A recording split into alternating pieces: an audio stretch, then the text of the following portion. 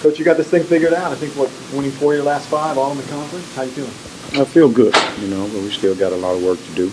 We got another tough one coming up this weekend. So what we've done in the past don't matter. We got to make sure we're prepared for this challenge that we got coming up this weekend against a good Prairie View football team who's playing really, really, really good now. They're probably the most explosive we've seen offensively and the most confusing that we face defensively. So we got our job cut out for us. What did you like about what you saw when you looked back at the video last game?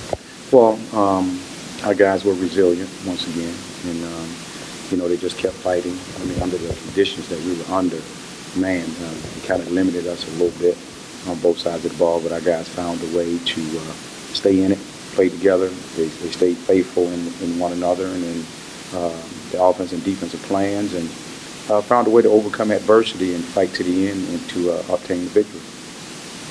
With this being the first home game in almost a month, how good does it feel to return back to the new ASU Stadium? Oh, it feels good. It's always good to play in front of the ASU, Hornet Nation. And let me tell you, I got to say thank you to the Hornet Nation that's been traveling with us. I mean, they've been at every away game rooting us on. Even this last game in Jackson, they were up in the stands rooting us on, and that was some horrific weather. So I want to say thank you to all of our fans. We really, really appreciate it. And it's just good to be back at home, and hopefully we can play well enough to where it's satisfying to them, and we can obtain victory on our end. You mentioned that Prairie View's offense is confusing. Why are you saying that? Well, not confusing. Their offense is explosive. They've got a phenomenal leader at quarterback, an explosive running back. They got 1 or 2 receivers that I think are NFL caliber players, and they're very well coached. Defensive wise, they're a little unorthodox and do some things that you really got to spend some time on. So, but their team is playing with a lot of confidence, and like I said, they're very well coached. The head coach is a guy that I have a lot of respect for. Almost hired him a couple of years ago. But we're going to have our work cut out for us. They're playing at all-time highs right now, offensively, defensively, special teams-wise. They lead the nation in punt blocks. I think one guy has blocked 6 punts.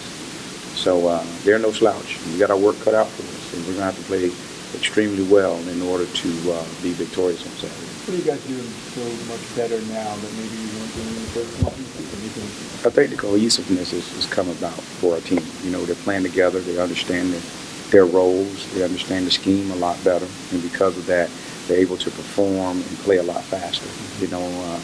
Instinctively, they're able to do some things because they're just more comfortable with the scheme. And I think because of that, we've been able to just play overall better and perform better as a ball club.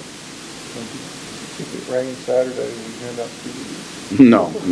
I'll tell you what, we're so used to it now, it won't bother us. So, and the elements, the way we train, the elements don't factor in. We know we got to play the ball game. So if it's rain, we'll be ready to play. If it's sunny, we'll be ready to play. So it doesn't matter. We'll be ready when the time comes.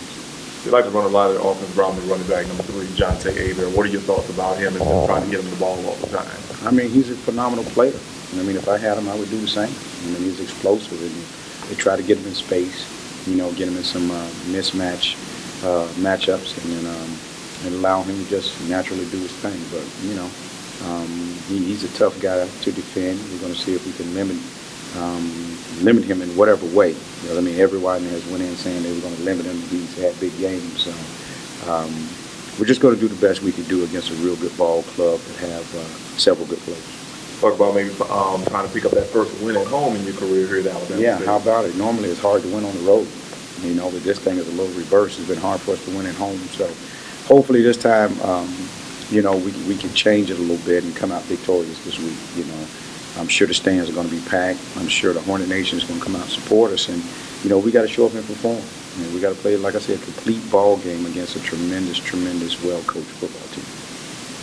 Your defense has been getting better every week, and now they're the second-ranked defense in the conference. Mm-hmm. What has caused them to keep moving up and up? I think just the understanding of the coaches of how to put them in much better successful positions, and as well as the players understanding where to be and understanding the scheme and different things like that.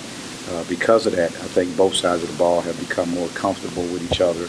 Our coordinators have been more comfortable on what our guys can do, what our guys can execute. When our guys have been able to execute at a high level, because they understand the scheme and they understand what's needed of them, I think that's been the most important thing. You see a guy that's blocked 6 kicks, you spend extra time on special teams. I mean, number one thing you do is you make sure your fundamental sides are good, so he doesn't block the 7th kick against you. You know, so that's the main thing we've been doing, is making sure our fundamentals of our scheme is sound and solid. And if we can operate that at a high level, then we'll be fine.